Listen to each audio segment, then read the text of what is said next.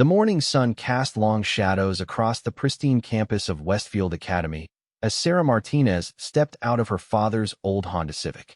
The contrast between her humble ride and the luxury vehicles surrounding her was impossible to ignore. Porsches, BMWs, and Mercedes-Benz lined the circular driveway like expensive jewelry displayed in a showcase window. Sarah adjusted her simple backpack and took a deep breath, knowing this moment would define everything that followed. At 22, Sarah looked younger than her years. Her petite frame, standing barely 5 feet 4 inches tall, often caused people to underestimate her. What they couldn't see beneath her modest clothing were the lean muscles earned through years of rigorous training, or the countless scars that told stories of battles fought in places most people couldn't pronounce. Her dark hair was pulled back in a simple ponytail, and her brown eyes held a quiet intensity that spoke of experiences far beyond her apparent age. Westfield Academy represented everything Sarah had never been part of. The exclusive private college preparatory school catered to the children of politicians, celebrities, and business moguls. Students here drove cars worth more than most families' annual income and carried handbags that cost more than Sarah's entire wardrobe. The tuition alone would have bankrupted most middle-class families, but Sarah wasn't paying a dime. Her acceptance came through a special scholarship program designed to bring diversity to the school's overwhelmingly privileged student body.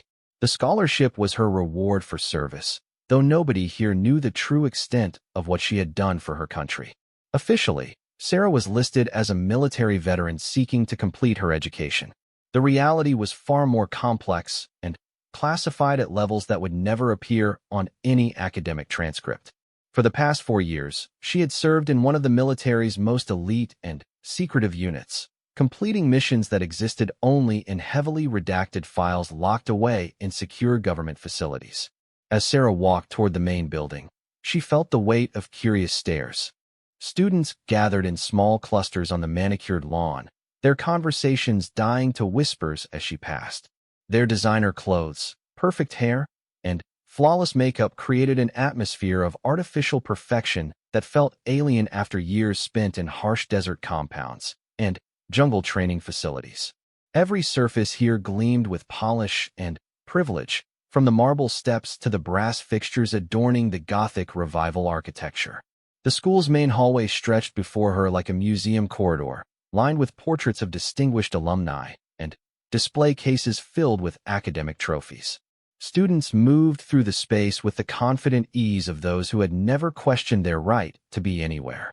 Sarah consulted the schedule she had memorized, looking for her first class while trying to ignore the continued stares and whispered comments that followed her movements. "Excuse me, are you lost?" The voice came from behind her, dripping with false concern.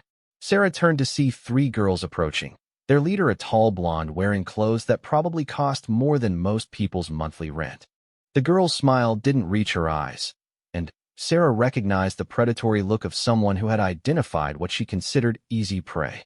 "I don't think you belong here," the blonde continued, looking Sarah up and down with obvious disdain. "The community college is about 10 miles down the road. Much more your speed, I'm sure." Sarah's training had taught her to assess threats quickly and completely. These girls posed no physical danger, but she understood their social power in this environment. The blonde was clearly the alpha of her group, someone accustomed to having others follow her lead without question. Her 2 companions stood slightly behind her, ready to support whatever verbal assault their leader chose to launch. "I'm exactly where I'm supposed to be," Sarah replied calmly, her voice carrying none of the emotion the girls were clearly hoping to provoke. Years of maintaining cover identities in hostile territories had taught her the value of emotional control. She had faced down armed insurgents and navigated diplomatic nightmares that could have started international incidents. 3 spoiled teenagers would not rattle her composure. The blonde's eyes narrowed at Sarah's lack of reaction. She was clearly someone who expected her verbal attacks to land with devastating effect, and Sarah's calm response seemed to irritate rather than satisfy her. "I'm Madison Thornberry," she announced, as if the name should carry some special significance. "My father sits on the board of trustees, and I make it my business to know everyone who belongs at this school. You definitely don't belong here." Sarah had encountered Madison's type before in different contexts. During her service, she had met the children of foreign dignitaries and wealthy contractors who believed their family connections made them untouchable.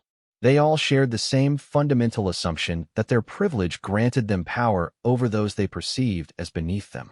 The difference was that in those previous encounters, Sarah had been operating undercover identities that required her to play specific roles.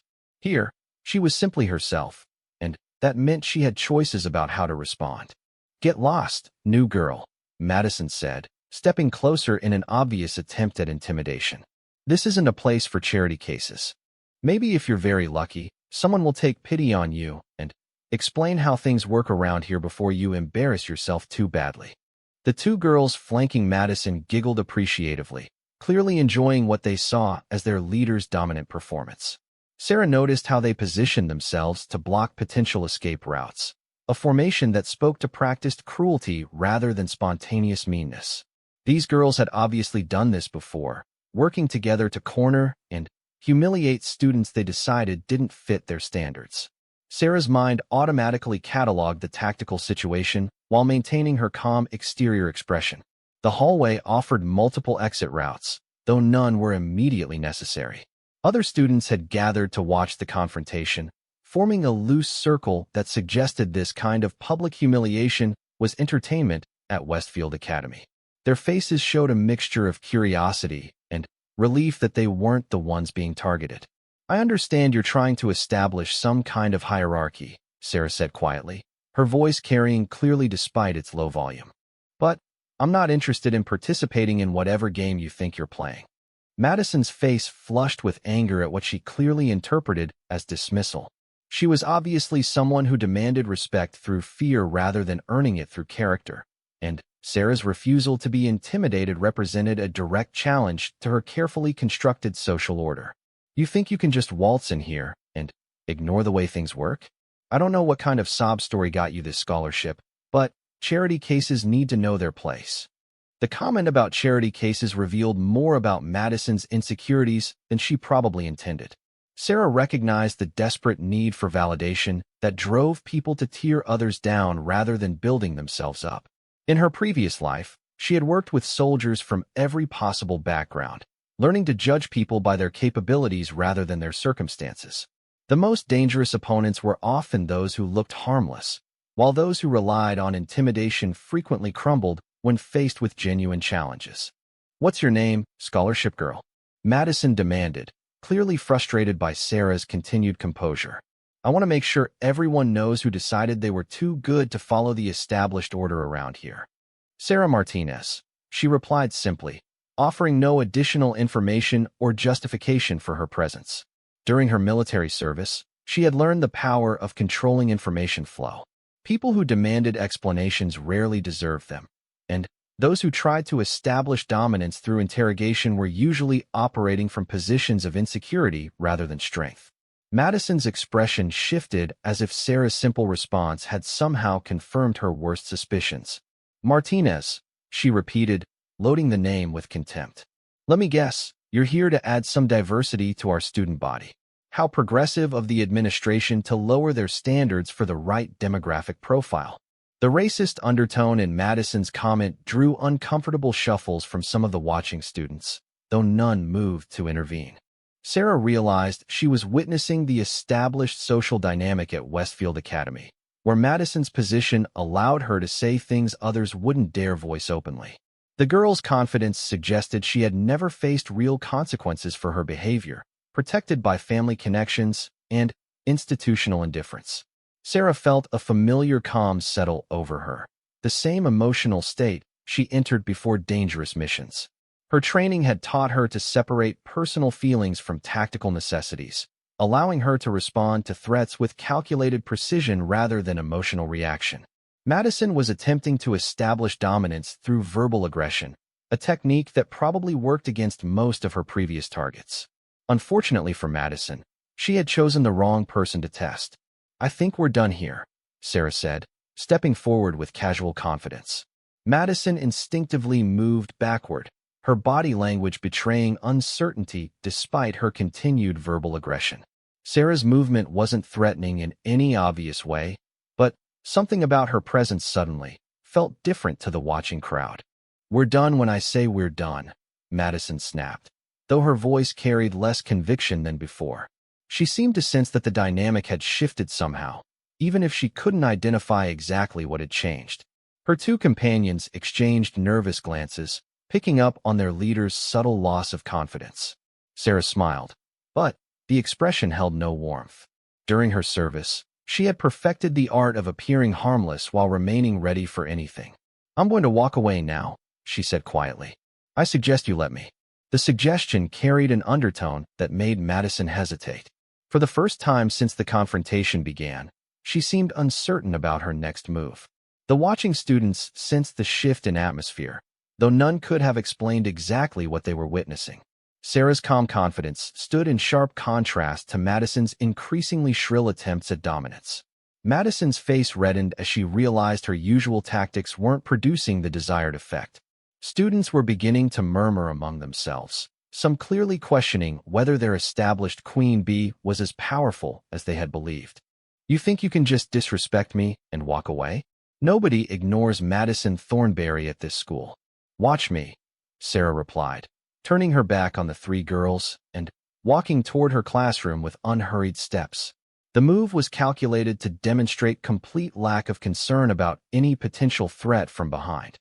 In hostile territories, showing your back to an enemy was often the most powerful statement you could make about their relative danger level. Madison stood frozen for a moment, clearly struggling to process what had just happened. Her carefully orchestrated humiliation had backfired completely, leaving her looking weak in front of the very audience she had hoped to impress. "This isn't over," she called after Sarah, her voice cracking slightly with frustration and wounded pride. Sarah continued walking without looking back, knowing that any response would only validate Madison's desperate attempt to regain control of the situation. Behind her, she could hear the excited whispers of students who had witnessed something unprecedented in their social hierarchy. For the first time in probably years, someone had faced down Madison Thornberry and emerged victorious. The classroom Sarah entered buzzed with the same energy that had filled the hallway. News of the confrontation had already begun spreading through the school's communication networks, carried by students who had witnessed the exchange. Sarah chose a seat near the back of the room, positioning herself where she could observe the entire space while keeping her back protected. Old habits from dangerous places died hard, even in environments that posed no physical threat. As other students filed into the classroom, Sarah noticed the mixture of curiosity and respect in their expressions. Some approached as if they wanted to introduce themselves, while others maintained careful distance as if they weren't sure what to expect from someone who had challenged the established order. Sarah understood that her first day at Westfield Academy had established her reputation, though probably not in the way the administration had intended when they awarded her scholarship. The teacher arrived and began organizing materials for the day's lesson, oblivious to the social drama that had just unfolded in his hallway. Sarah opened her notebook and prepared to focus on her education, the primary reason she had accepted the scholarship in the first place. Her encounter with Madison was a distraction from her real goals, though she suspected it wouldn't be the last time she faced challenges from the school's established power structure. As the class began, Sarah reflected on the irony of her situation. She had spent years protecting people who would never know her name or understand the sacrifices she had made for their safety. Now she found herself in a place where her service meant nothing, where students judged worth based on family income and social connections rather than character or capability. The transition from military life to civilian academia was proving more challenging than she had anticipated. During the lesson, Sarah noticed other students stealing glances in her direction, clearly processing what they had witnessed in the hallway.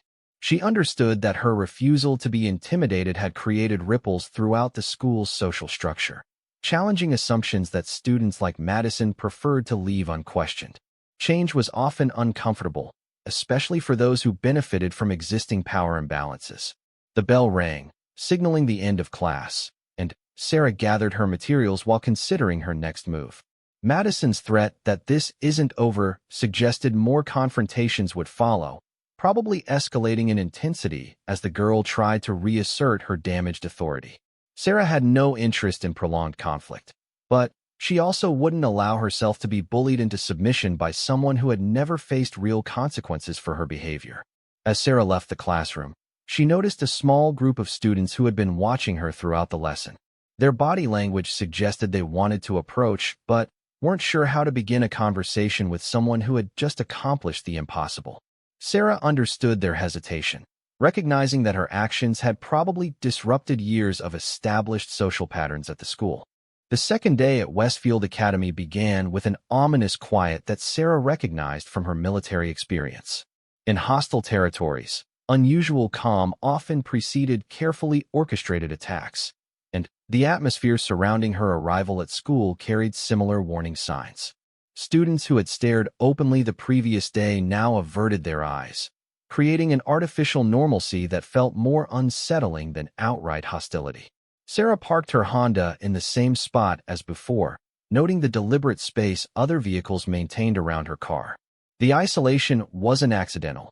Someone had clearly spread word that association with the new scholarship student might carry social consequences. Madison's influence extended further than Sarah had initially calculated, reaching into areas of school life that weren't immediately obvious to outsiders. Walking toward the main building, Sarah observed the subtle changes in student behavior that indicated her presence had become a significant topic of conversation. Groups that had been chattering normally fell silent as she approached, resuming their discussions only after she passed. The pattern suggested coordinated response rather than natural reaction, implying that Madison had spent considerable time the previous evening organizing her social network for maximum effect. The first indication of escalated hostility came at Sarah's locker, where she discovered someone had apparently attempted to damage the combination mechanism. The scratches around the lock were fresh, and the metal showed signs of recent tool marks that suggested deliberate sabotage rather than accidental damage. Sarah examined the evidence with the same attention to detail she had applied to investigating insurgent activities, understanding that documenting the attack might become important later. Having trouble? The voice belonged to Jessica Chun, one of the students who had watched yesterday's confrontation in the hallway. Her tone carried genuine concern rather than mockery, and her body language suggested someone debating whether to offer assistance or maintain safe distance from a controversial figure. "Someone's been busy," Sarah replied, successfully opening the damaged lock despite the attempted sabotage. Her years of training included lock-picking and security bypass techniques that made civilian-grade mechanisms relatively simple to manipulate. The attempt to lock her out of her own space demonstrated amateur-level thinking from people who had never encountered real opposition. Jessica glanced around nervously before stepping closer. "Look, I probably shouldn't be talking to you, but I wanted to warn you about what's happening. Madison's been working all her contacts since yesterday, and she's really angry about how you handled her in the hallway. She's not used to people standing up to her like that." The warning confirmed Sarah's assessment of the situation while providing useful intelligence about Madison's response patterns. "What kind of contacts?" Sarah asked, recognizing that understanding her opponent's resources was crucial for developing effective countermeasures. Her father basically owns half the town council, and her mother chairs the school's parent advisory board, Jessica explained quietly. Madison's been calling in favors from teachers, administrators, even some of the maintenance staff. She wants to make your life here as difficult as possible until you decide to transfer somewhere else. Sarah appreciated Jessica's willingness to share information, though she wondered about the girl's motivations for breaking what was clearly an established social code.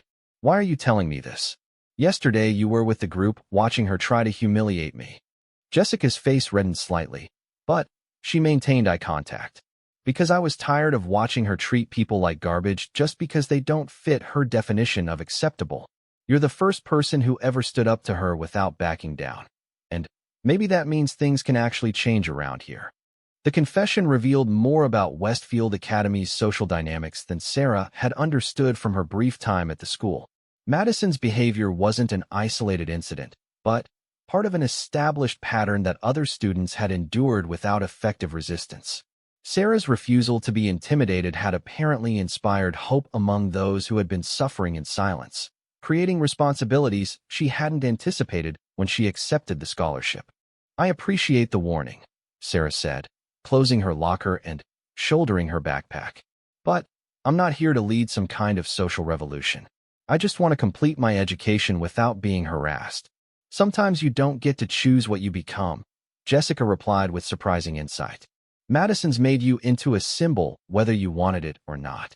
Students are talking about you like you're some kind of hero for refusing to back down from her. That's going to make her even more desperate to prove she's still in control." The analysis was uncomfortably accurate, and Sarah recognized the truth in Jessica's assessment of her situation. During her military service, she had seen how individual actions could trigger larger consequences that extended far beyond original intentions.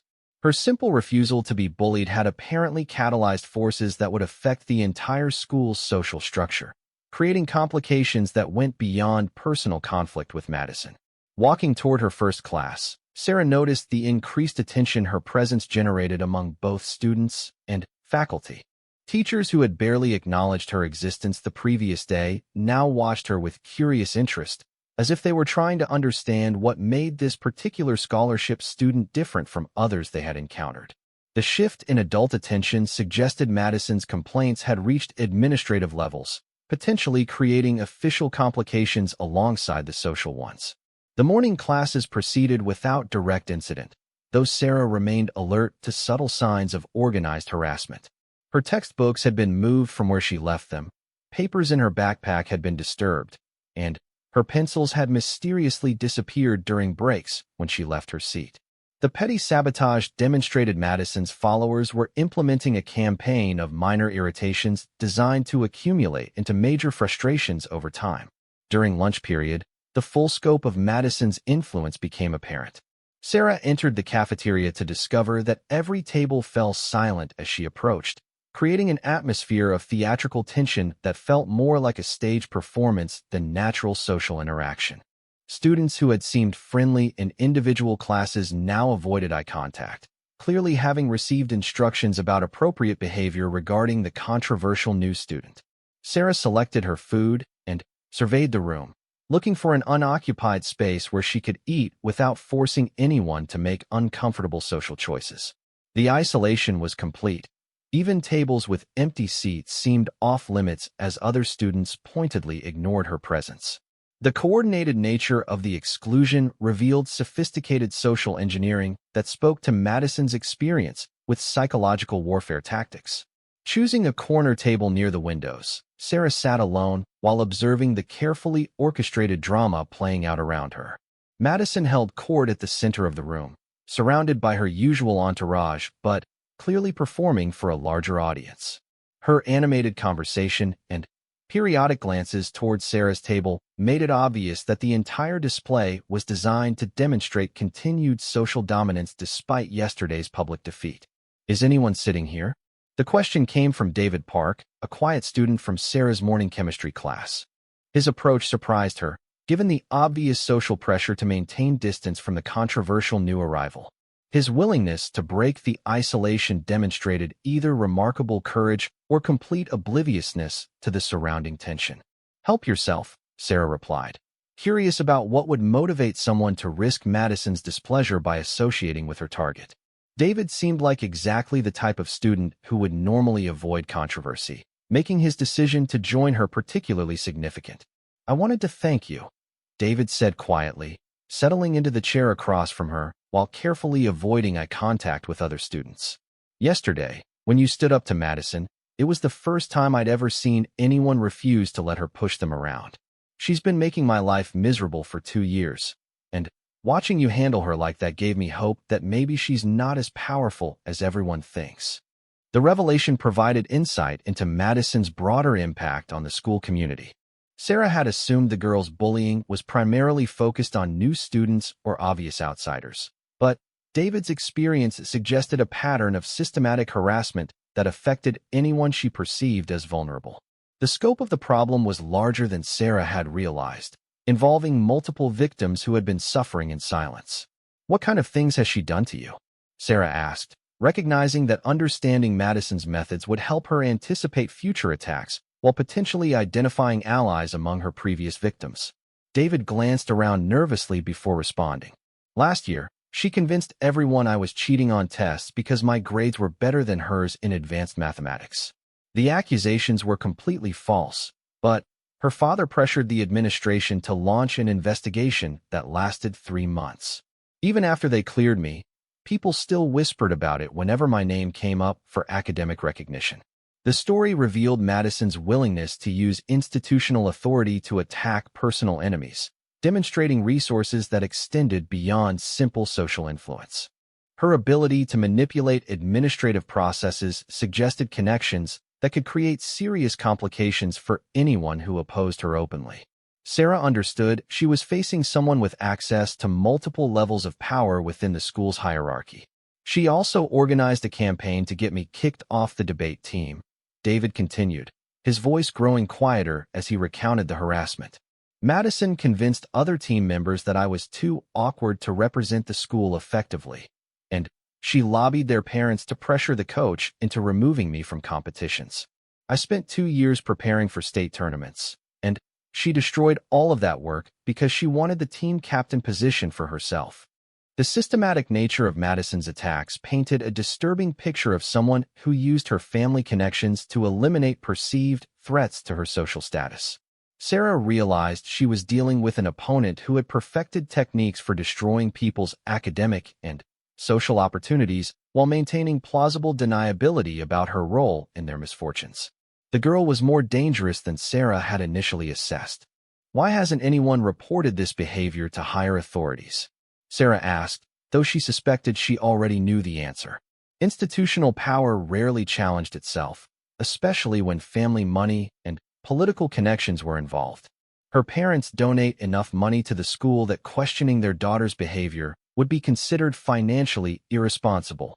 David explained with bitter resignation. The administration treats complaints about Madison like potential threats to their funding, and they've made it clear that students who persist in making accusations will face consequences for disruptive behavior.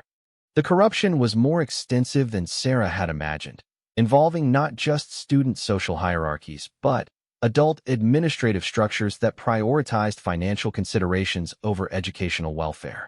She was operating in an environment where normal rules of fairness and justice had been suspended in favor of protecting wealthy donors from accountability for their children's actions.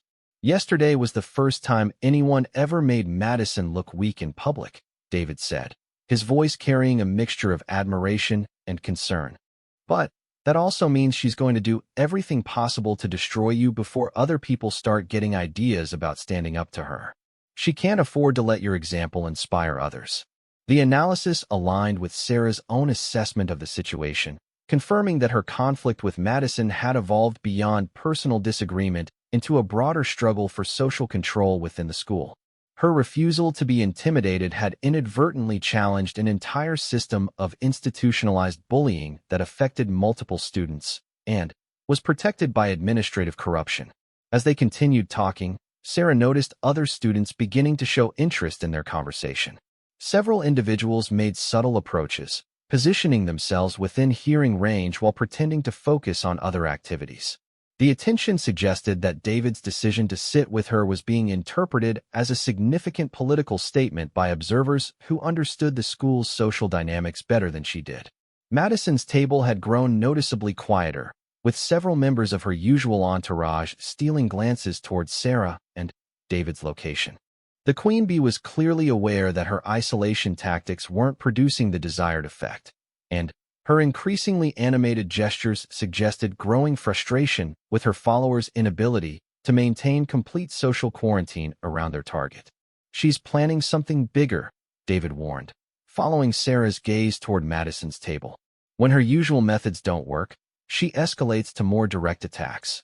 Last year, when a transfer student challenged her authority, Madison got her expelled by planting stolen property in her locker and then reporting the theft to administration. The information was crucial intelligence that Sarah filed away for future reference. Madison's willingness to engage in criminal activity to eliminate opponents demonstrated a level of escalation that could create serious legal complications for everyone involved. Sarah understood she needed to begin documenting incidents more carefully, building evidence that might protect her from false accusations while potentially exposing Madison's pattern of illegal harassment. Has anyone ever tried to gather evidence about what she's doing? Sarah asked, wondering if previous victims had attempted to build cases against their tormentor. She's too smart to leave obvious proof, David replied grimly. Madison has years of experience making people's lives miserable while maintaining plausible deniability. She never does anything directly. Everything happens through intermediaries or looks like accidents. Even when people know she's responsible, proving it in a way that would convince adults is almost impossible. The sophistication of Madison's operation impressed Sarah despite her disapproval of its purposes. The girl had essentially created a criminal organization within the school's social structure, using her family connections and financial resources to operate with impunity while systematically destroying anyone who threatened her position.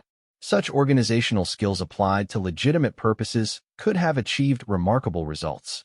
The lunch period was ending, and students began clearing their tables while preparing for afternoon classes. Sarah noticed that several individuals had managed to position themselves near enough to overhear portions of her conversation with David, and their expressions suggested the intelligence they had gathered would quickly spread through the school's communication networks.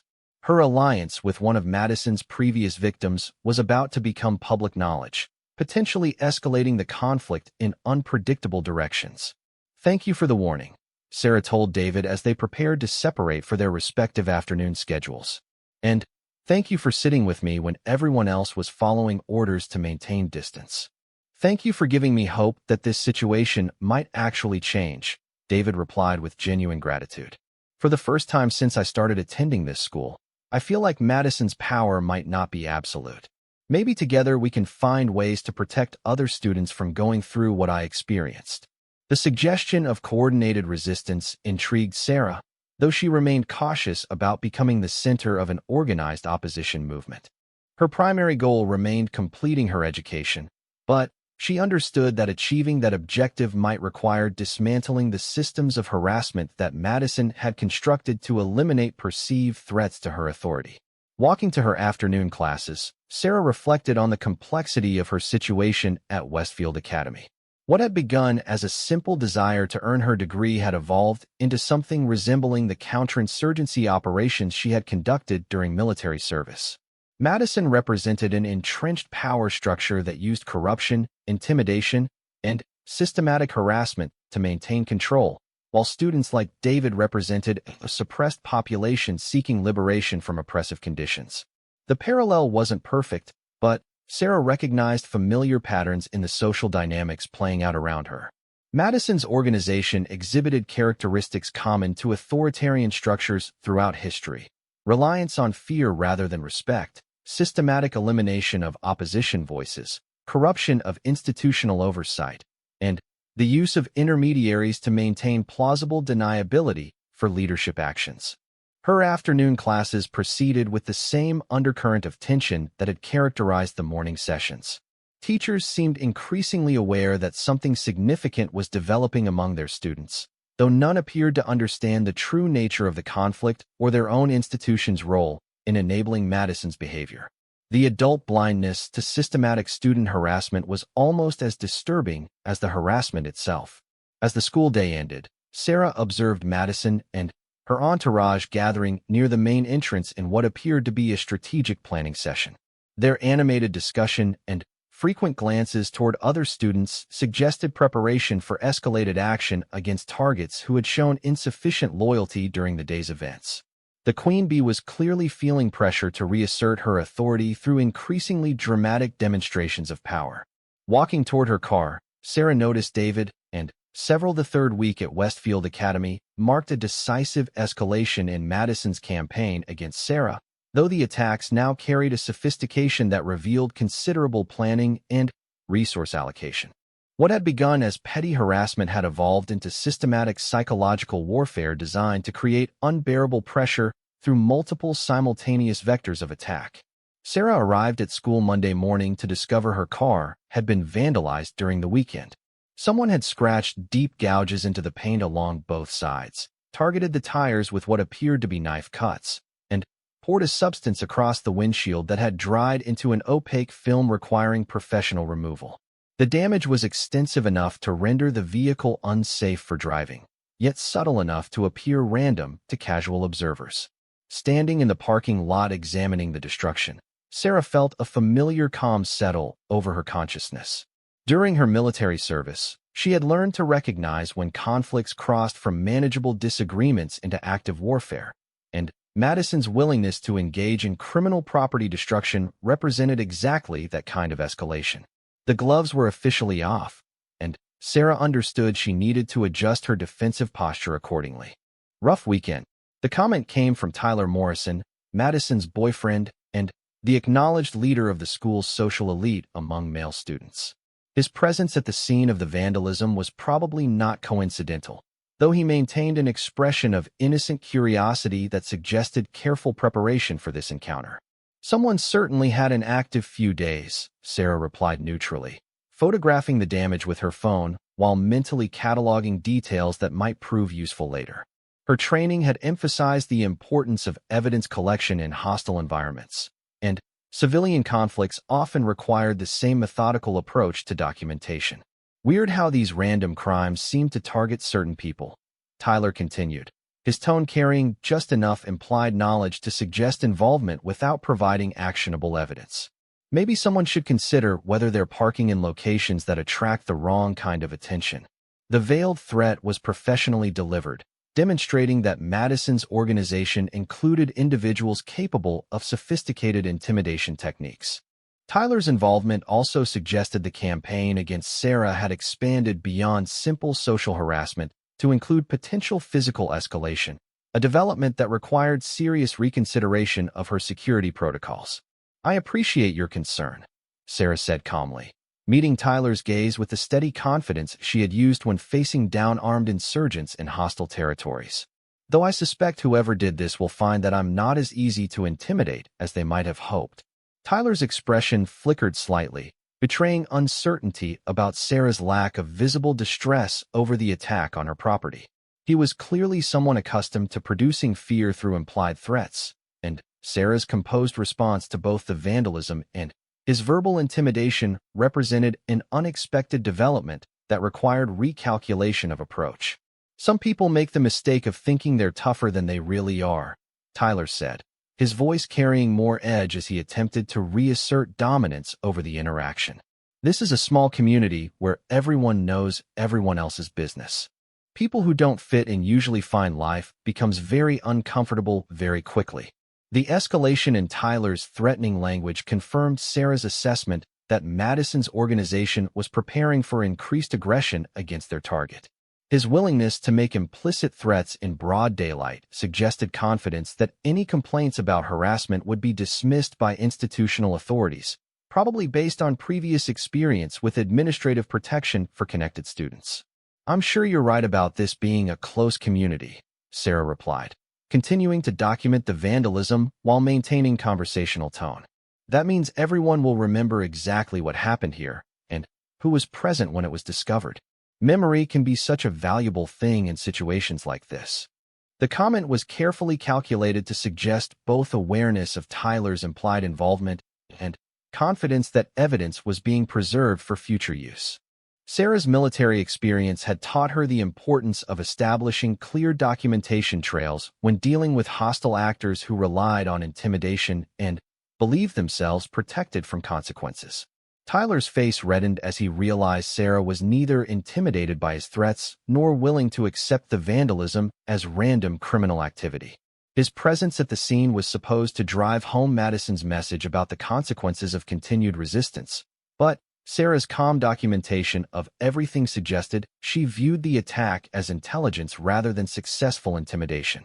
"You should be more careful about making accusations you can't prove," Tyler warned, though his voice now carried defensive undertones that suggested uncertainty about how to proceed when standard intimidation tactics failed to produce desired results. "I haven't accused anyone of anything," Sarah replied pleasantly. "I'm just collecting evidence about criminal activity that happened on school property. I'm sure the administration and local police will be very interested in reviewing all available information when I file my reports." The mention of police involvement caused Tyler to step back involuntarily, revealing that Madison's organization hadn't anticipated their target would escalate beyond internal school politics. Their confidence in administrative protection apparently didn't extend to law enforcement scrutiny, suggesting vulnerabilities in their operational security that could be exploited by someone with appropriate tactical knowledge. Maybe you should think carefully about whether involving outside authorities is really in your best interest, Tyler said, making one final attempt to regain control of the conversation through implied threat. Some problems are better handled within the school community. I'll definitely consider all my options, Sarah assured him, though her tone made it clear she had already decided how to proceed regardless of his preferences. Thank you so much for your concern about my situation. It's been very educational talking with you. Tyler stood uncertainly for a moment, clearly recognizing that his intimidation attempt had backfired completely while being unable to identify exactly where his approach had gone wrong. Sarah's refusal to be frightened by either the vandalism or his threats had left him without obvious next moves, and his inexperience with genuine resistance was showing in his hesitant body language. After Tyler departed, Sarah completed her documentation of the vandalism before calling both the police and her insurance company to report the incident. Her military training had emphasized the importance of establishing official records when dealing with systematic harassment, and she understood that Madison's organization would likely escalate their attacks until they encountered consequences that forced behavioral modification. The police response was prompt and professional, though the investigating officer seemed skeptical about the possibility of identifying the perpetrators without witness testimony or security camera footage. Sarah provided detailed information while carefully avoiding speculation about potential suspects, understanding that premature accusations could compromise future investigations if additional evidence emerged. This kind of vandalism is pretty unusual for this neighborhood, the officer noted while completing his report. Usually see this stuff in areas with higher crime rates, not at expensive private schools. You have any idea why someone might target you specifically? I'm new at the school, Sarah explained, recognizing an opportunity to establish official awareness of her vulnerable status without making unprovable allegations against specific individuals. There might be some social tensions related to the scholarship program that brought me here. The officer's expression suggested he understood the implications of her statement without requiring detailed explanation. Private school politics can get pretty nasty sometimes. Kids with too much money and not enough supervision tend to think normal rules don't apply to them. You let us know if anything else happens, and we'll make sure patrol units pay extra attention to this area. The promise of increased police presence would likely complicate Madison's operational planning, forcing her organization to either abandon direct attacks or risk exposure through continued criminal activity. Sarah appreciated the officer's understanding of the situation while recognizing that institutional support would be crucial for protecting other potential targets from similar harassment. During her morning classes, news of the vandalism spread rapidly through the school's communication networks, generating exactly the kind of attention that Madison had probably hoped to avoid. Students whispered excitedly about the dramatic escalation, while teachers began asking pointed questions about security and safety that suggested administrative concern about potential liability issues. The shift in adult awareness created new dynamics within the conflict, as faculty members who had previously ignored social tensions began recognizing that systematic harassment might have legal implications for the institution.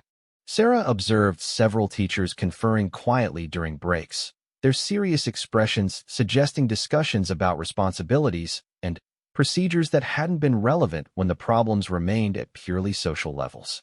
Madison's behavior during shared classes revealed increasing frustration with the unintended consequences of her escalated tactics.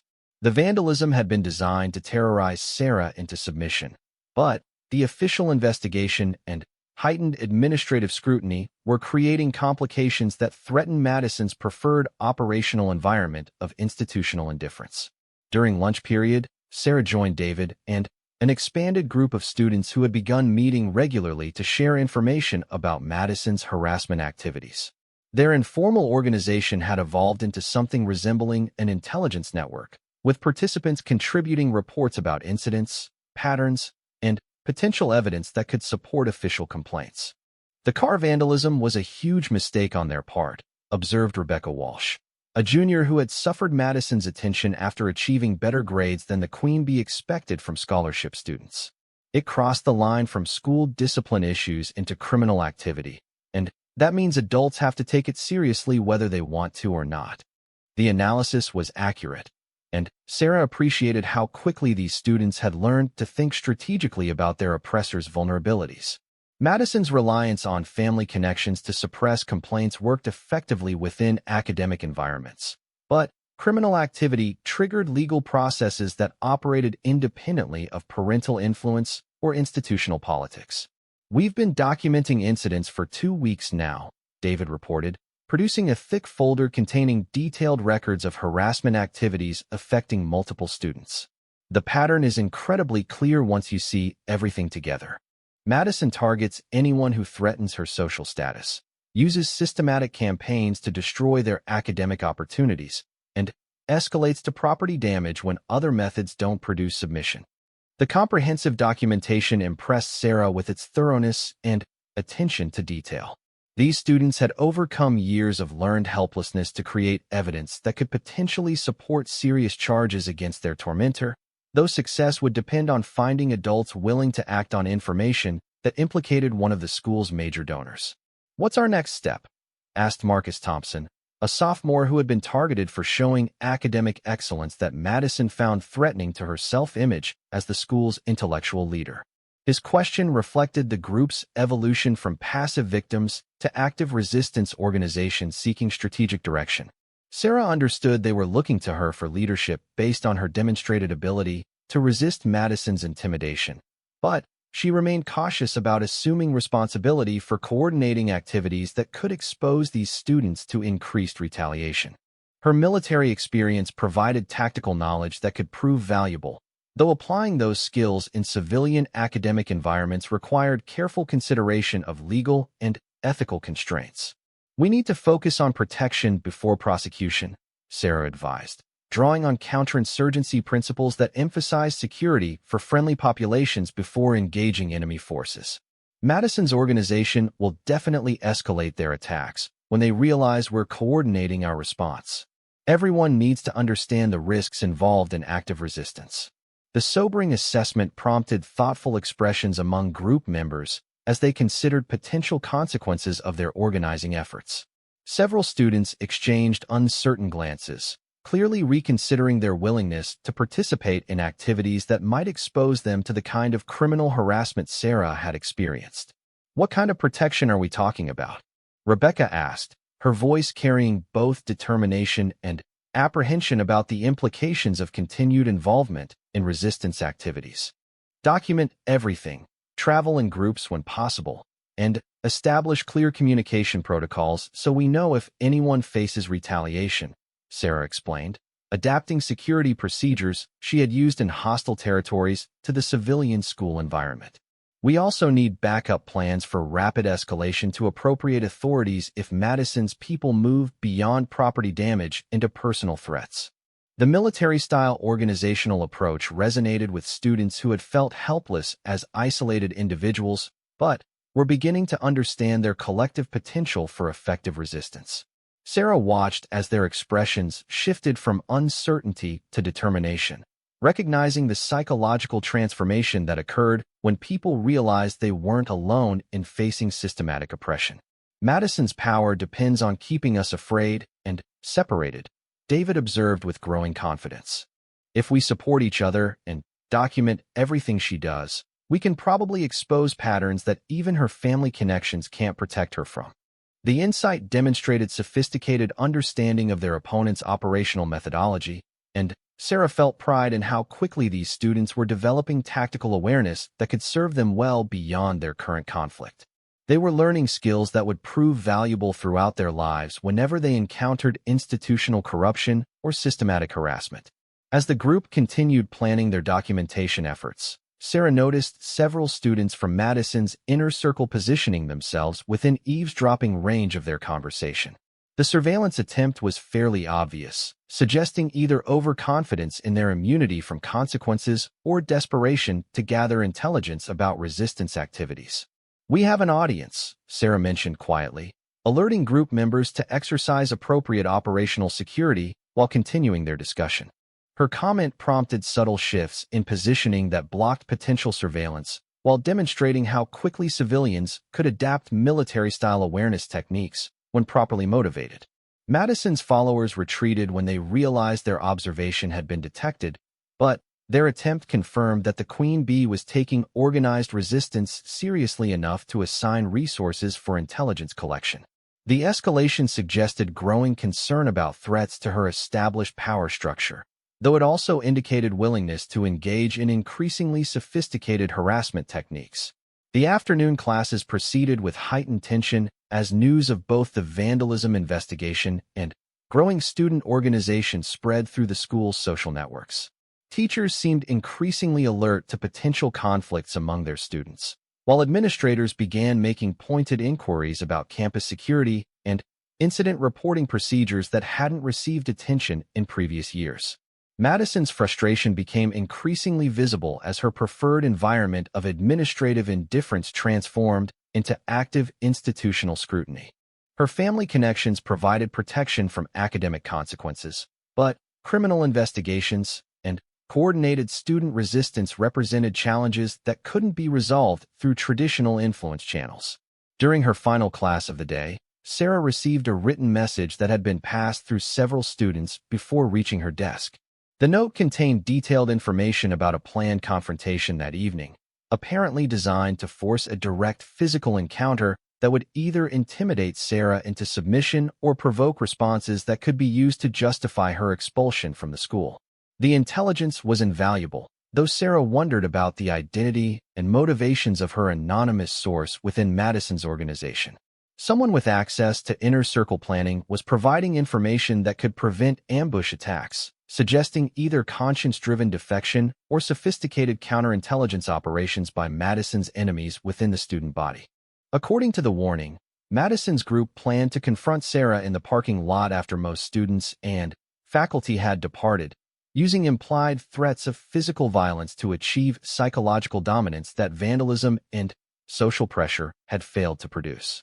The escalation to potential personal confrontation represented a significant increase in risk that required appropriate tactical preparation. The parking lot confrontation began exactly as Sarah's anonymous intelligence source had predicted, with Madison's entourage forming a loose semicircle that blocked obvious escape routes, while maintaining plausible deniability about their aggressive intentions. The formation revealed basic understanding of tactical positioning, though their nervous energy and excited whispers betrayed amateur-level execution that professional observers would find transparent. Madison approached with calculated confidence, her designer heels clicking against the asphalt in a rhythm clearly intended to project authority and control. Behind her, Tyler and 3 other male students positioned themselves to appear casually supportive while actually creating physical barriers that would prevent Sarah from leaving the confrontation area without directly challenging their group's collective presence. "I hear someone's been spreading lies about vandalism and making wild accusations about students at this school," Madison announced loudly enough for her voice to carry across the parking lot. Her tone carried the artificial indignation of someone who had rehearsed their performance, though underlying tension suggested genuine nervousness about the encounter's potential outcomes.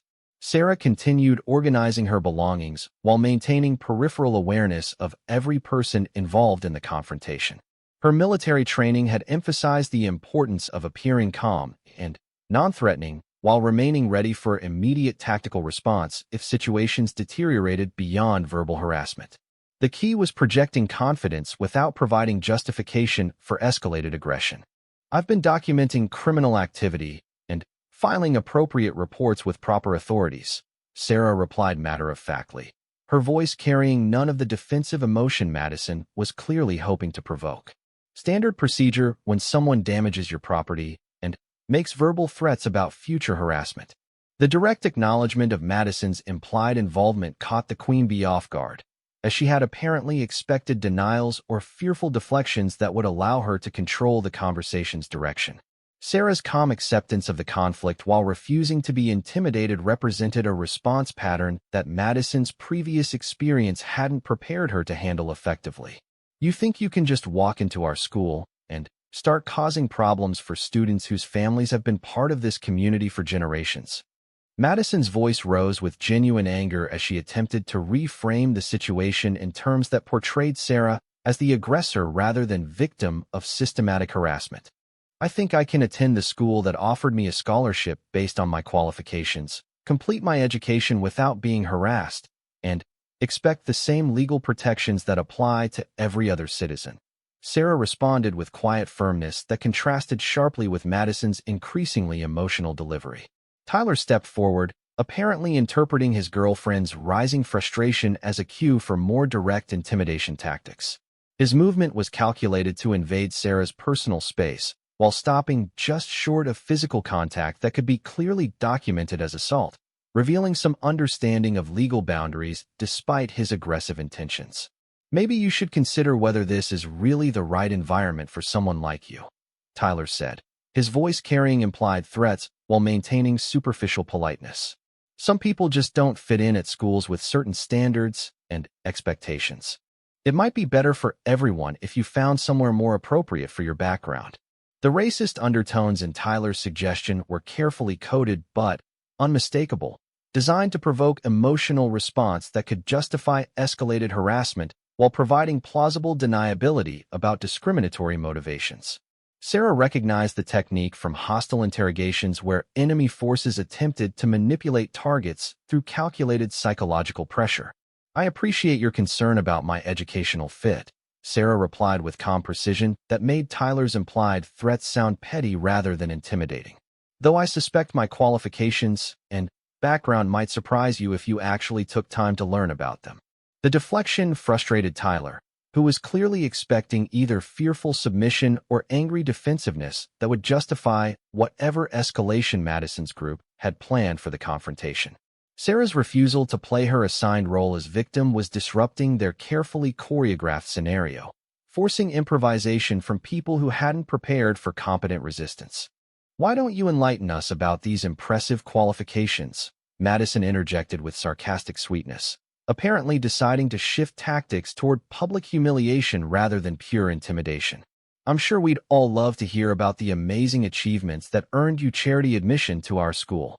The request for personal information was obviously designed to gather ammunition for future attacks, while forcing Sarah to either reveal details she preferred to keep private or appear evasive about her background. Madison was fishing for vulnerabilities that could be exploited through her family's social and political connections, though she had no idea how thoroughly her target had been trained to protect operational security. "I spent 4 years in military service before accepting this scholarship," Sarah said simply, providing basic factual information while omitting specifics that could compromise classified operations or reveal capabilities that were better kept hidden from potential opponents. The revelation clearly surprised Madison's entire group, as none of them had apparently considered the possibility that their target might have combat experience or professional training in dangerous situations. Their expressions shifted from aggressive confidence to uncertain curiosity as they processed implications of confronting someone whose background included elements they couldn't understand or evaluate. "Military service," Madison repeated with forced dismissiveness, though her voice carried less conviction than before. "How impressive. I suppose that explains the attitude problem and inability to understand social hierarchies. Military people often have trouble adapting to civilian environments where cooperation and respect for established relationships matter." The attempted deflection revealed Madison's growing unease with information that didn't fit her preferred narrative about Sarah's vulnerability and social status. Her need to minimize the significance of military service suggested recognition that such experience might provide advantages she hadn't anticipated when planning her harassment campaign. Tyler exchanged glances with the other male students, clearly recalculating their assessment of physical intimidation tactics now that they understood their target had professional training in potentially dangerous skills. Their body language shifted subtly toward more defensive positioning as they considered whether their numerical advantage would be sufficient if the confrontation moved beyond verbal harassment. "What branch of service?" asked one of Tyler's companions, his curiosity overriding the group's hostile intentions as he processed the unexpected information. Military service carried social weight even among privileged civilians, creating complications for harassment efforts that relied on portraying targets as powerless outsiders. "Navy," Sarah replied, maintaining her policy of providing basic factual information while protecting operational details that could reveal more about her capabilities than these civilians needed to know. Her calm demeanor suggested confidence in her ability to handle whatever escalation they might attempt. Madison's frustration became increasingly visible as she realized her carefully planned confrontation was producing education rather than intimidation, with her own followers showing more interest in Sarah's background than commitment to their harassment mission.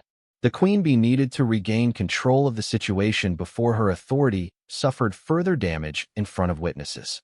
"Well, I suppose we should all be grateful for your service," Madison said with exaggerated politeness that barely concealed her anger at losing control of the encounter. Though that doesn't change the fact that this school has certain social expectations that military people might find challenging to understand. "I've operated in far more complex social environments than high school hierarchies," Sarah replied with quiet confidence that suggested extensive experience with situations Madison couldn't imagine. Understanding social dynamics is actually a crucial skill in military operations, especially when working with international partners and local populations. The implication that Sarah possessed sophisticated social analysis capabilities rather than the social awkwardness Madison had assumed created further complications for the harassment narrative. If their target understood social dynamics better than they did, traditional intimidation techniques might prove ineffective or even counterproductive. "International operations," Tyler repeated uncertainly, clearly struggling to reconcile his assumptions about scholarship students with growing evidence that Sarah's background included elements that commanded respect even among privileged civilians. His voice carried confusion rather than hostility as he processed information that didn't match his expectations. 4 years provides opportunity for extensive travel," Sarah confirmed without elaborating on the specific nature of missions that had taken her to classified locations around the world. Her understated delivery suggested experiences far beyond tourist-level international exposure, though she maintained operational security about details that remained classified. Madison's companions were now openly curious rather than supportive of harassment activities, asking questions about military service and international experience that revealed genuine interest in Sarah's background. The queen bee's confrontation was evolving into an informal recruitment session that threatened to undermine her entire campaign against the scholarship student. "Enough," Madison snapped, her composure finally cracking as she realized her followers were more impressed by Sarah's qualifications than committed to their harassment mission. "This is supposed to be about her inability to fit into our school community, not some kind of career counseling session." The outburst revealed Madison's desperation to maintain control over both the confrontation and her followers' loyalty, though her emotional response suggested recognition that traditional intimidation tactics were proving ineffective against someone with professional training in handling hostile situations. She needed to escalate or retreat, and neither option offered advantages. "I think we've established that I'm qualified to attend this school and capable of handling social challenges," Sarah said calmly, beginning to gather her belongings in preparation for departure. "Unless someone has specific educational concerns to discuss, I should probably arrange transportation since my car remains evidence in a criminal investigation." The reminder about police involvement and criminal charges clearly made Madison's group uncomfortable, as they apparently hadn't fully considered the legal implications of their harassment campaign.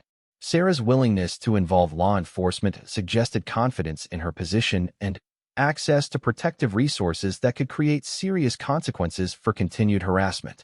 "This conversation isn't over," Madison declared, though her voice carried defensive uncertainty rather than threatening authority. She needed to preserve some appearance of control while recognizing that her original plan had failed completely. leaving her without obvious next moves that wouldn't risk further embarrassment or legal complications. I'm available whenever you want to discuss legitimate educational or social concerns, Sarah replied pleasantly, her tone suggesting openness to reasonable communication while making clear that harassment would continue to be met with appropriate official responses. My schedule is pretty flexible since I'm focused on academics rather than social drama. The polite dismissal stung Madison more than direct insults would have, as it positioned her harassment activities as childish distractions rather than serious challenges worthy of genuine concern. Sarah's professional composure throughout the confrontation had made the Queen Bee's threats appear petty and ineffective rather than intimidating. As Madison's group began to disperse, clearly uncertain about how to proceed after their failed intimidation attempt, Sarah noticed several students who had been observing the confrontation from concealed positions around the parking lot. Word of the encounter would spread rapidly through the school's social networks, probably with details that emphasized Madison's inability to intimidate her target despite numerical advantage and home territory benefits. Tyler lingered briefly, apparently struggling to reconcile his girlfriend's insistence that Sarah represented a manageable threat with growing evidence of capabilities that extended far beyond typical scholarship student backgrounds. His confusion was visible as he processed information that challenged fundamental assumptions about social hierarchies and personal power. "You're not what we expected," Tyler admitted quietly, his hostility replaced by genuine uncertainty about appropriate next steps. "Madison's used to dealing with people who back down when pressured, and you're obviously not going to do that." "I've dealt with much more serious pressure than high school social politics," Sarah replied without elaborating on missions that had involved life or death consequences in hostile territories. "Your girlfriend's harassment tactics might work against teenagers, but they're not particularly impressive to someone with professional experience." The comparison between Madison's behavior and serious professional challenges clearly stung Tyler's pride, while providing perspective he hadn't previously considered. His expression suggested dawning recognition that his girlfriend's power derived from institutional protection rather than personal capability, a realization that could significantly impact their relationship dynamic. "What happens now?" Tyler asked, apparently seeking guidance from someone whose competence he was beginning to respect despite their adversarial relationship. His question reflected genuine confusion about how to proceed when traditional intimidation methods proved ineffective against qualified resistance. "That depends on whether your group decides to continue criminal harassment or focuses on legitimate academic pursuits," Sarah explained matter-of-factly. "I'm here to complete my education, and I'll use whatever resources are necessary to protect that opportunity. Your choices will determine what kind of relationship we have going forward." The clear presentation of consequences and choices impressed Tyler with its professional directness while avoiding personal threats that could be misinterpreted as aggressive intent. Sarah's approach demonstrated sophisticated conflict management techniques that treated opponents as rational actors capable of making better decisions when properly informed about consequences. "Madison's not going to give up easily," Tyler warned, though his tone suggested concern rather than threat. "She's invested too much in maintaining her position to back down just because intimidation didn't work. She'll probably try different approaches until she finds something that gets results." "I appreciate the warning," Sarah said genuinely, recognizing that Tyler's advice came from legitimate concern rather than tactical deception. "Though I should probably mention that escalation typically works against people who aren't prepared for serious conflict. I am prepared, and continued harassment will generate responses that your girlfriend probably won't enjoy." The understated confidence in Sarah's delivery carried implications that made Tyler visibly uncomfortable as he considered what kind of responses someone with military training might employ when defending themselves against systematic harassment. His imagination was clearly generating scenarios that made continued aggression seem inadvisable. As the parking lot emptied, and Sarah arranged alternative transportation while waiting for her vehicle to be processed by insurance investigators, she reflected on the evening's events with professional satisfaction. Madison's attempted intimidation had backfired completely, revealing weaknesses in both her tactical planning and psychological understanding of her target. The final confrontation at Westfield Academy occurred 3 weeks after the parking lot incident, triggered by Madison's increasingly desperate attempts to salvage her damaged reputation through a spectacular public humiliation that would restore her social dominance.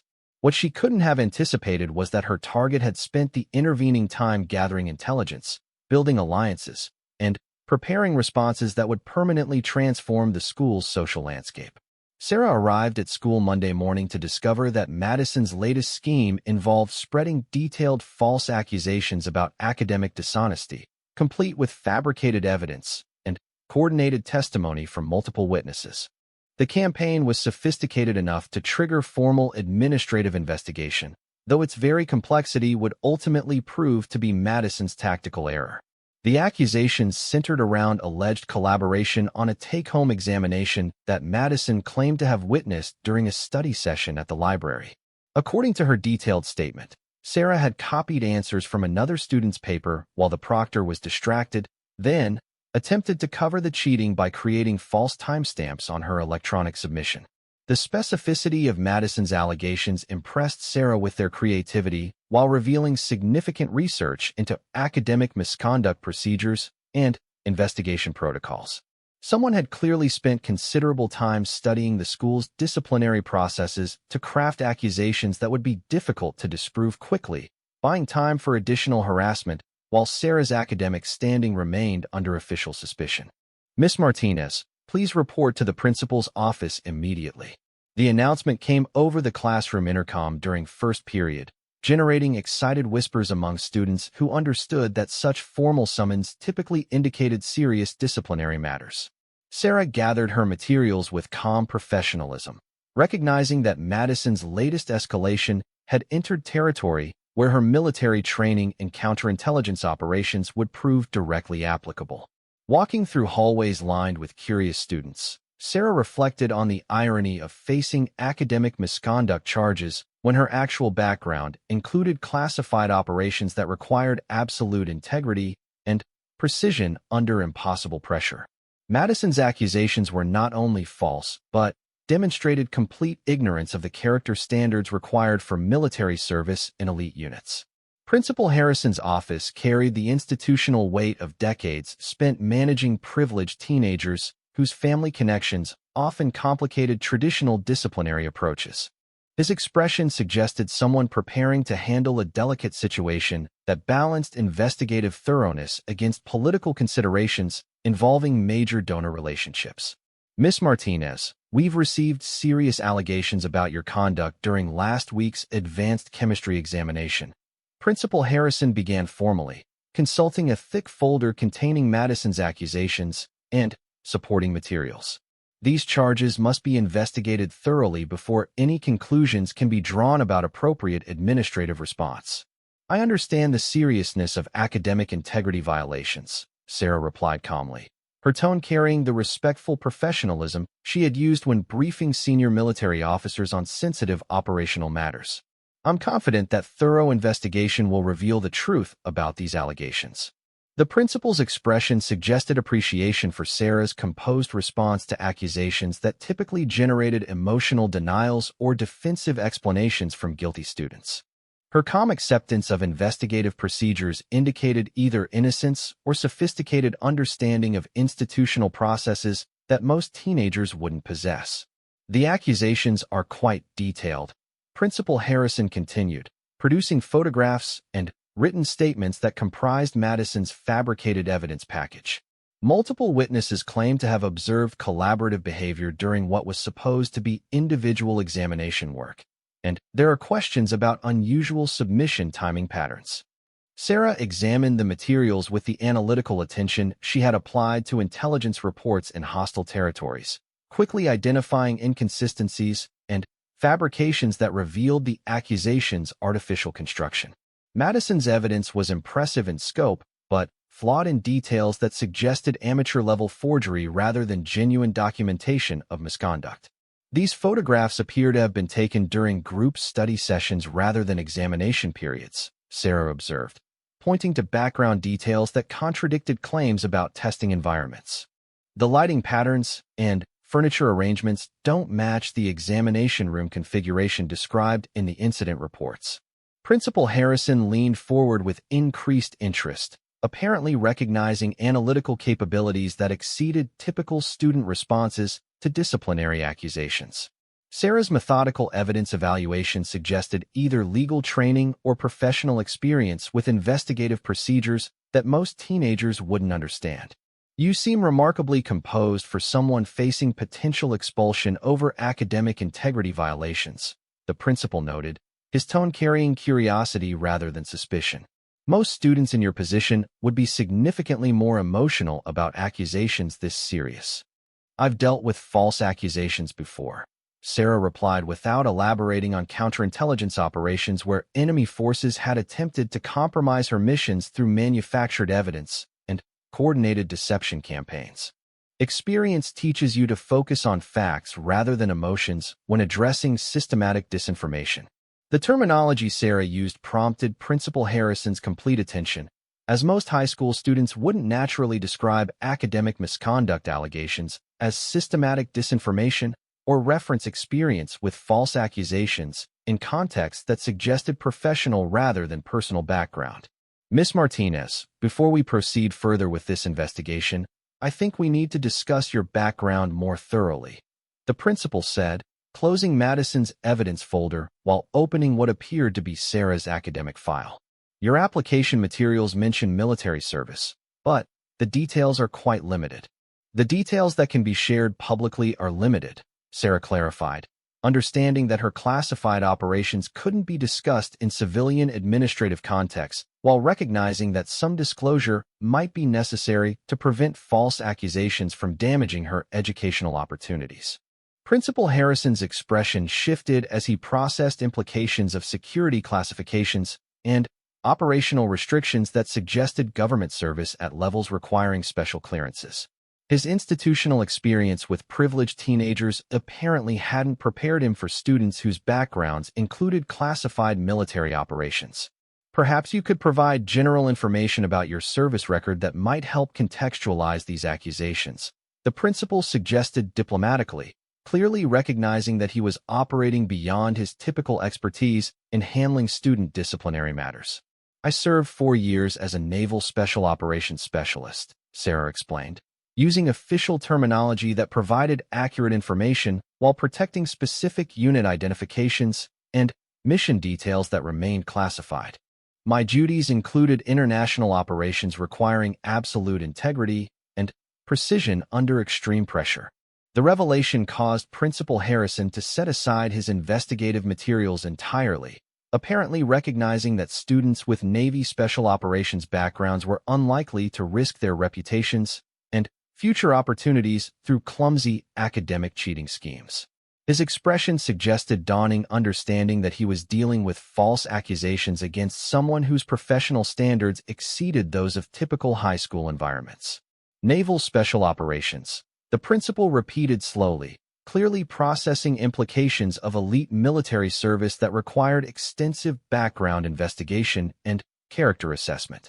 That would be significantly more demanding than typical military experience.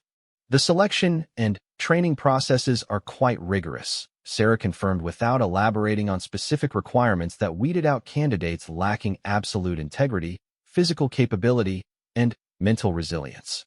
"Personnel who complete those programs have demonstrated character standards that make academic misconduct extremely unlikely." Principal Harrison nodded thoughtfully. Apparently, the confrontation had also provided valuable intelligence about Madison's organization, revealing decision-making patterns and resource limitations that could be exploited if future conflicts required more sophisticated responses. Sarah understood that the Queen Bee would likely attempt escalation, but tonight's failure had demonstrated that conventional harassment techniques would prove ineffective against properly trained resistance. More importantly, the encounter had been witnessed by multiple students who would spread accounts of Madison's inability to intimidate her target despite optimal conditions for successful harassment.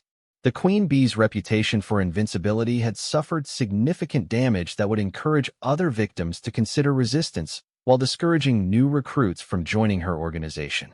As Sarah's ride arrived and she prepared to depart campus, she noticed lights in several administrative windows suggesting that reports of the parking lot confrontation had already reached faculty attention. The escalation to potential physical intimidation had crossed thresholds that even sympathetic administrators couldn't ignore, creating institutional pressure for official responses that could significantly limit Madison's operational freedom. The transformation from victim to capable adversary was complete, though Sarah understood that Madison's desperation would likely produce increasingly creative and dangerous harassment attempts before the campaign finally collapsed. The real test would come when the Queen Bee realized that conventional social warfare was insufficient to eliminate someone with professional training in genuine conflict. Sarah appreciated the advance warning while recognizing that avoiding the confrontation might encourage Madison to pursue even more aggressive tactics against other targets. The Queen Bee needed to understand that escalation would produce consequences rather than submission, though achieving that educational objective would require careful management of the encounter to avoid legal complications.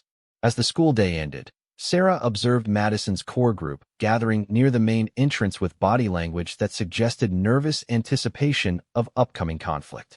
Their positioning and movement patterns revealed amateur-level tactical planning that prioritized dramatic effect over operational security, suggesting overconfidence in their ability to control outcomes through intimidation alone. Walking toward the parking lot where her vandalized car waited for repair service pickup, Sarah felt the familiar mental clarity that preceded dangerous missions. Her years of service in hostile territories had taught her to manage adrenaline and maintain tactical awareness under pressure, skills that would prove valuable in the civilian confrontation she was about to face. The setting sun cast long shadows across the campus as most students departed for their evening activities, leaving behind an atmosphere of artificial quiet that reminded Sarah of pre-mission staging areas where friendly forces prepared for contact with enemy units. The parallel wasn't perfect, but her training automatically engaged threat assessment protocols that had kept her alive in places far more dangerous than exclusive academic institutions. Madison emerged from the main building surrounded by her usual entourage, though their formation and movement suggested preparation for conflict rather than casual social interaction. Sarah positioned herself with optimal sight lines and escape routes while appearing to focus on mundane tasks related to arranging vehicle recovery, demonstrating the kind of tactical awareness that professional training embedded at unconscious levels. The confrontation that followed would determine whether Madison's campaign of harassment escalated into open warfare or collapsed under the weight of consequences she had never previously faced. Sarah understood that the next few minutes would define not only her own future at Westfield Academy, but also the safety and educational opportunities of every student who had suffered under Madison's systematic abuse of institutional power and family connections. Other students she hadn't met clustering near the student parking area. Their positioning suggested they were waiting for someone, and their nervous energy indicated whatever they had planned carried significant risk. Sarah approached cautiously, curious about what kind of action these previously passive victims might be contemplating. "We've been talking since lunch," David explained as she joined the group, "and we think it's time to document what Madison has been doing to students at this school. We want to build a case that even the administration can't ignore, and we think your presence here might give us the credibility we've been lacking." The proposal represented exactly the kind of organized resistance that Madison would find most threatening. Her power depended on keeping her victims isolated and afraid, making coordinated opposition her greatest vulnerability. If students began sharing information and supporting each other, the entire structure of systematic harassment could collapse under its own weight. "What exactly are you proposing?" Sarah asked, understanding that any commitment she made would significantly escalate her conflict with Madison while potentially exposing her new allies to increased harassment. "We want to create a detailed record of every incident, every complaint that was ignored, and every time the administration chose to protect Madison instead of her victims," David explained. "If we can demonstrate a clear pattern of institutional enabling, we might be able to force changes that would protect future students from what we've experienced." The plan was ambitious and potentially effective, though it would require careful execution to avoid providing Madison with opportunities for retaliation. Sarah appreciated the courage these students were showing by even considering such action, understanding that their willingness to organize represented a significant evolution from their previous passive acceptance of harassment. As Sarah listened to their detailed proposals for documenting Madison's abuses, she felt the familiar weight of responsibility that had characterized her military service. These students were looking to her for leadership in a campaign that could transform their educational environment, but success would require skills and knowledge she had gained in places they couldn't imagine. The bridge between her old life and her new one was becoming uncomfortably narrow. The hallways of Westfield Academy felt different now, charged with an energy that hadn't been there when Sarah first arrived that morning. Students moved with purpose rather than the casual confidence she had observed earlier, as if everyone was suddenly aware that their comfortable assumptions about how things worked might not be as solid as they had believed. Change had arrived at the school, carried by a young woman whose true capabilities remained hidden beneath an unremarkable exterior. Sarah had come to Westfield Academy seeking education and a chance to build a civilian life after years of service in places most people couldn't imagine. She hadn't expected to become a catalyst for social change, but her refusal to accept mistreatment had apparently set forces in motion that would affect far more than just her own experience. The scholarship that brought her here was meant to provide opportunity, but it was becoming clear that her presence would challenge everyone to reconsider what they thought they knew about power, privilege, and respect. The day continued with similar undercurrents of curiosity and speculation following Sarah through each class. Teachers seemed oblivious to the social dynamics playing out among their students, focusing on lesson plans while missing the dramatic shifts occurring right under their noses. Sarah participated in discussions and completed assignments while remaining alert to the changing atmosphere around her, understanding that Madison's wounded pride would likely seek expression in increasingly creative ways. As the final bell of the day approached, Sarah considered her options for the immediate future. She had successfully navigated her first day at Westfield Academy, but the real test would come in the days and weeks that followed. Madison Thornberry had built her reputation on intimidating students who challenged her authority, and Sarah's calm defiance represented a direct threat to everything the girl had worked to establish. Walking toward the parking lot where her father's modest Honda waited among the luxury vehicles, Sarah reflected on the strange turn her life had taken. 6 months ago, she had been conducting classified operations in hostile territories where failure could have international consequences. Now she was navigating the social politics of privileged teenagers who had never faced genuine hardship or danger. The contrast was almost surreal, yet both environments required careful observation, strategic thinking, and the ability to maintain composure under pressure. The scholarship that brought her to Westfield Academy represented a bridge between two completely different worlds. Sarah understood that succeeding here would require different skills than those that had kept her alive during military service, but many of the fundamental principles remained the same. Respect had to be earned rather than demanded, strength came from character rather than circumstances, and the most dangerous opponents were often those who appeared harmless on the surface. As Sarah drove away from the campus, she caught sight of Madison and her friends gathered near the school's main entrance, their animated conversation clearly focused on planning their next move. Sarah smiled slightly, recognizing the determination in their body language, while feeling completely unintimidated by whatever schemes they might devise. She had faced down armed insurgents and navigated political minefields that could have destabilized entire regions. 3 spoiled teenagers would not present insurmountable challenges, regardless of their family connections or social influence. The drive home gave Sarah time to process the events of her first day and consider her strategy for the challenges ahead. She had no desire to become embroiled in prolonged social warfare, but she also wouldn't allow herself to be driven away from the education she had earned through years of dangerous service. Westfield Academy had accepted her as a student, and she intended to complete her studies regardless of the obstacles certain classmates chose to create.